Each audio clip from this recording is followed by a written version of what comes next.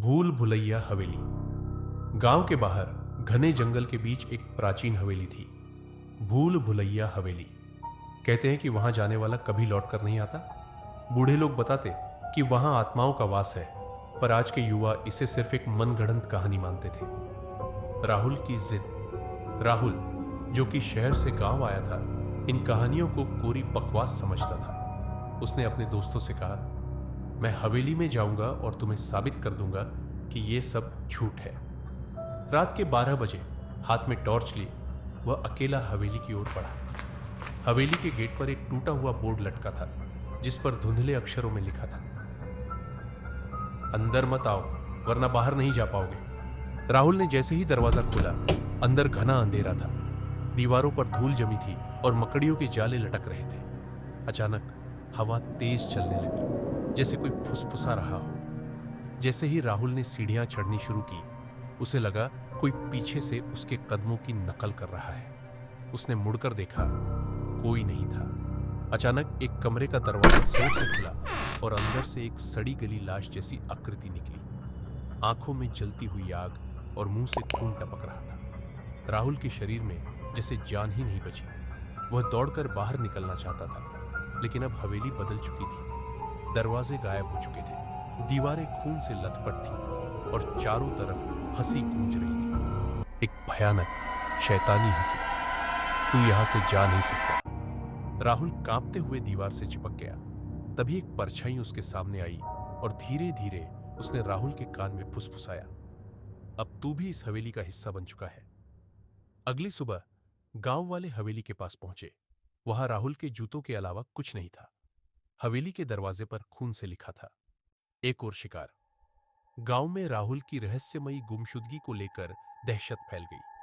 कोई नहीं जानता था कि उसके साथ क्या हुआ। कुछ बुजुर्गों ने कहा, हमने पहले ही चेतावनी दी थी, हवेली में जाने वाले कभी लौट कर नहीं आते। लेकिन राहुल के दोस्त मनीष और समीर को यकीन नहीं हुआ।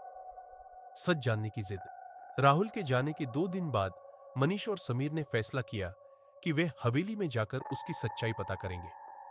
रात के 12 बजे दोनों टॉर्च और एक कैमरा लेकर हवेली पहुंचे। हवेली वैसे ही खड़ी थी, भयावह और अंधेरे से भरी।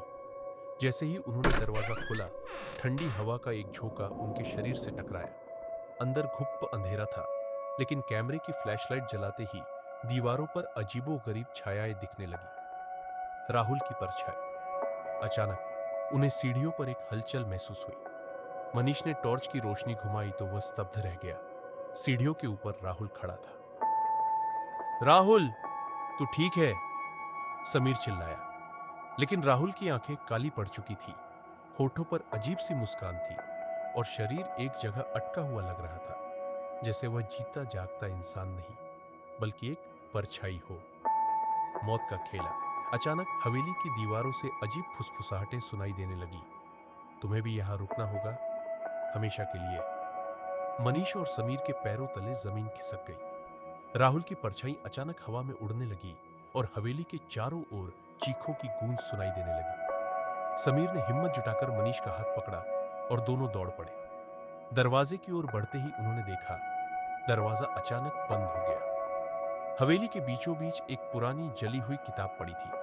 उसके पन्ने खुद ब खुद पलट रहे थे। समीर ने डरते डरते उसे उठाया और जैसे ही उसने पहला पन्ना पढ़ा, हवेली की दीवारों से दर्दनाक चीखें आने लगी। किताब में लिखा था, जो इस हवेली में आता है वह इसका हिस्सा बन जाता है। निकलने का एक ही तरीका है, जिसे अंदर लाए हो उसे बलि चढ़ा दो। मनीष और समीर ने एक दूसरे की ओर देखा। हवेली धीरे धीरे सिकुड़ने लगी, जैसे कोई अदृश्य शक्ति उन्हें जकड़ रही हो।